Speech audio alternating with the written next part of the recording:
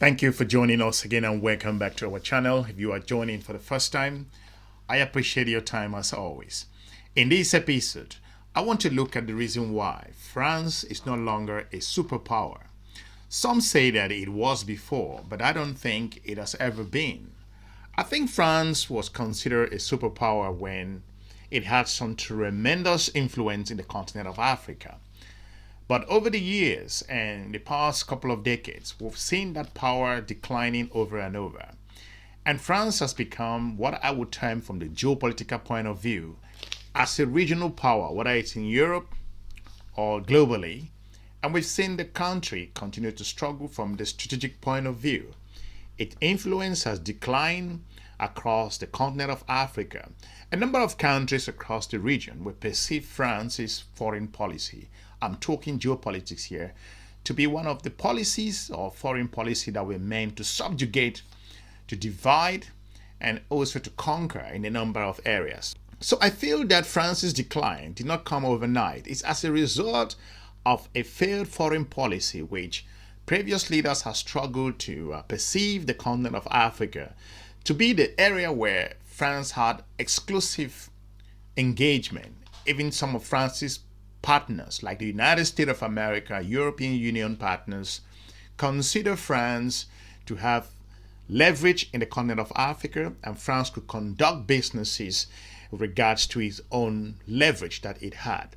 But a lot has happened over the past couple of decades. A few countries have exposed France's own strategic engagement in the continent of Africa, talking about the country of Mali, Burkina Faso, and Niger. But the question here still lingers is what particular leverage France still has in the monetary aspect. We will get into that in subsequent episodes. But today I really want to look at why Burkina Faso in particular has exposed and more importantly crumbled France's own perspective, whether it is about resetting the relationship with the continent of Africa or trying to engage or to extend its influence in the region. Take out Operation Barkhane, look at Operation Serval. All of these were some kind of geostrategic engagement that France wanted to project itself as the former colonizer who understands the region across the Sahel. But France's policy were based on a divide and rule aspect. Look at what's happening across West Africa. These countries, if what they are doing, Burkina Faso, Mali, and Niger, we will find out if it's the right thing they are doing. But I think from the geostrategic point of view, it is the right thing they are doing, because with a country that, looking at the strategic relationship, was bent to extort and also exploit, and ensuring that the natural resources are not being bought the same amount, and the investment that is supposed to be done to those countries as strategic partners will do, considering what China is doing across the region, you would consider that if you do have such a leverage that France had across the Sahelian countries, you will continue to be able to have that influence. What is happening with the country of France at the moment? It takes me back to look at companies like Nokia, who ruled the mobile phone era, and you do have companies like Nokia who still refuse to innovate, who refuse to transform over time, and they fail to recognize that the continent of Africa is not what it used to be, and that the decades and decades have passed. The information superhighway, things have changed. But there come companies like Samsung and Apple who came in and took the same mobile phone that Nokia has been toying up with and transformed them to something else. So in the geopolitical term, I will be talking about here that African countries, especially those in West Africa, with a vast amount considering after this division of the continent of Africa, France had extensive leverage. France took this region to be a no region where he can play games from coups and also assassination of some leaders and getting involved into the murky France-Afrique policy in the region. Look at what's happening in the country of Cameroon at the moment. Look at what's happening across Chad. Look at what's happening in Burkina Faso, Mali, Niger, and more importantly, the darling of all, Ivory Coast, and even countries like Senegal have questioned the foreign policy, which a number of people will say that this region was in total control of France, and France's particular foreign policy perspective in the region was based on exploitation, nothing to be invested. So France took this opportunity for many years, and there comes the country of Russia, whose historical ties with Africa extend to independence struggle period. And more importantly, you would consider that the country of China, who came in and looked at Africa and turned it upside down. Countries like France, foreign policy I'm talking about here from the geostrategic point of view, have seen the continent of Africa, especially West Africa, as a zone, a continent where it's been based on raw materials. And these have changed. But China came in and saw an opportunity because a number of Africa's geopolitical partners see the continent as a problem to be solved, a challenging region, an insecurity region, a region that needs support in an awful lot of areas. It's difficult to do business, and a continent based on extortion, a continent that tax loopholes, and more importantly, where major corporations around the world have the opportunity to extort and take money without paying their fair share of taxes.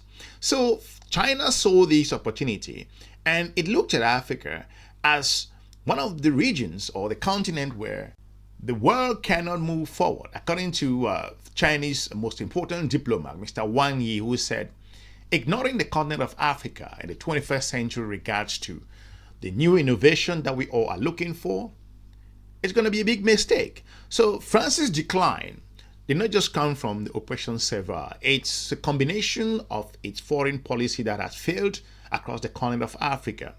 Most recently, if you saw before the emergence of the country of Burkina Faso's leader, Mr. Ibrahim Traore, it's important to know that the country of France's leader, Mr. Emmanuel Macron, when he came to power, he said, I'm going to reset the relationship with the continent of Africa.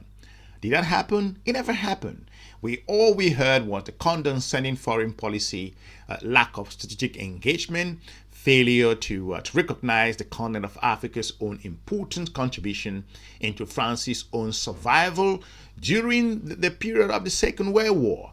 And these particular documents that came out to illustrate how Africans contributed in survival of France. We all heard how the president of the country of Senegal, Mr. Faye, clearly said that Senegal riflemen talking about the contributions that Senegal gave to the country of France. So the comments that Mr. Macron, despite him saying that I was going to reset the relationship, he never did that. He has not made up to his own commitment. That's why we've seen under Mr. Macron's own reign and his foreign policy, it's basically the same like its predecessors. And this has crumbled France's global image, and it's brought France to where France could not imagine as a result of new powers that are very engaged in the continent of Africa at the moment. We've seen emerging powers like Turkey, who is playing strategic relationship across the region. We've seen the country of Russia, who at the moment is engaged extensively across the countries in the region, talking about Sahel, Burkina Faso, Mali, and Niger. And more importantly, the United States of America showed some kind of engagement earlier, but the condescending approach regards to telling them who they're going to work with, that Burkina Faso, Mali, or Niger cannot engage the Russians as it's been perceived from the geostrategic point of view. This narrative has all gone a long way to hurt the country of France. More importantly, France's leverage that it has in the continent of Africa did not receive any support when you consider what happened during the coup, and the European Union has come to the point where they are going to the continent of Africa alone. They are basically engaging African nations separately, and France has been sidelined in a number of areas. So when you consider that meeting that Mr. Macron went to the continent of Africa to talk to Africans, to visit the continent, so to point out, he met with the former president of the country of Burkina Faso, where he publicly embarrassed the president openly at the University of Ouagadougou or so, and talking about the electricity or the air condition, and in front of the audience. I imagine how that plays in the geopolitical circle. And by then, people like Ibrahim Traore or President Ibrahim Traore was not in power, and they were reviewing this relationship. You speak to me as if France was still a colonial power, but I do not want to take care of electricity problems in the universities of Burkina Faso.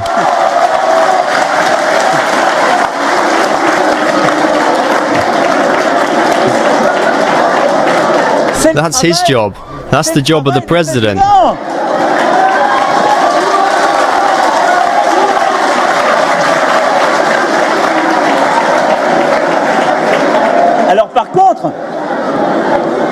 So on the other hand, I reassure you. Oh, what's this? He's going away. Stay there.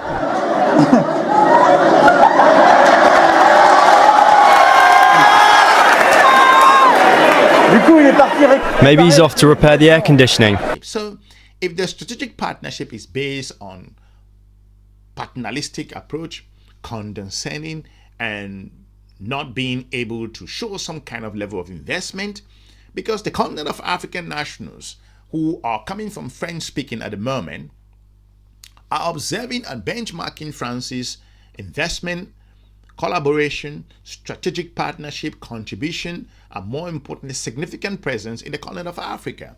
But they haven't seen that. So France's decline, not being just a global power that has become a regional power at the moment, it's not just as a result of a failed foreign policy, but it's a policy that was tied in colonialism, that was meant to deal with the upper echelon of African leaders, whom then France understood very clearly that these leaders never had the support of their own people. But things have changed. The African nationals and citizens are becoming aware. They are focused on the geopolitics at the moment, and begin to understand that the challenges that they are facing, I'm not saying that African countries or those in West Africa or French speaking, the leaders do not have their unshot force. They do, of course, but again, if your strategic partnership is based on aspect where billions of US dollars is being stuck into a foreign treasury, and the natural resources are being sold at a cheaper price as compared to what should be in international market, and the relationship has been based on some kind of an agreement that were out there as a result of colonial partnership, then this was never going to work. So these leaders have come to the point to understand that their own nationals, their people, begin to understand that by working together, by coming together, they have a better chance to negotiate better deals. They have a chance to look for new partners. They have chances to work alongside